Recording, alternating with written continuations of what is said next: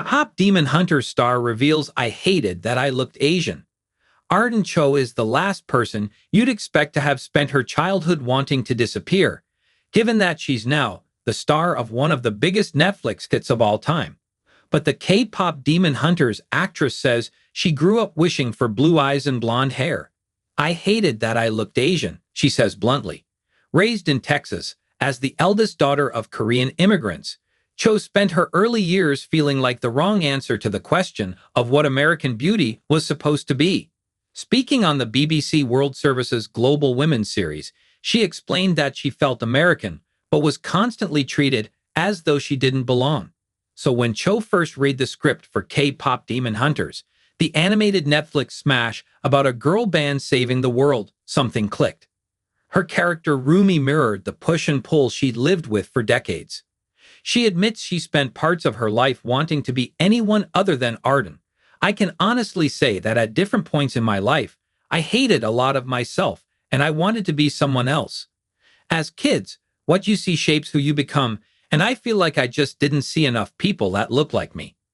The film's runaway success, 33 million views in 2 weeks and top 10 in 93 countries, has turned Cho into the kind of role model she never had. Suddenly, Korean-American kids have someone who looks like them at the center of their favorite media, and the actress says families have told her the film makes them proud of who they are. Cho credits the wider Korean cultural wave for shifting perceptions. K-beauty and K-pop, she says, have helped push Korean identity into the global spotlight. That pride didn't come easily. She explains that projects led by Asian casts are still too often treated like a financial gamble. I feel like it kind of sucks to say this, but anytime there's an Asian-led project, people feel like it's a risk. As a kid, Cho chalked prejudice up to ignorance. People simply didn't know what it meant to be Korean or Asian. As an adult, she's less forgiving. With rising immigration raids and political scapegoating, she says it's heartbreaking and disappointing, especially as immigrants made America what it is. Korean news outlets estimate that up to 150,000 undocumented Korean immigrants, including adoptees, could face deportation. For Cho, that lands close to home. Maybe that's why the film has hit such a nerve.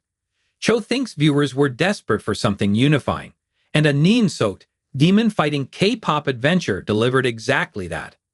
With 7 soundtrack tracks charting on the Billboard Hot 100 and fan art flooding social media, the calls for a sequel are relentless. Cho's heard wonderful things, but admits the decision lies with Netflix and Sony. She jokes that the world would riot if it doesn't happen.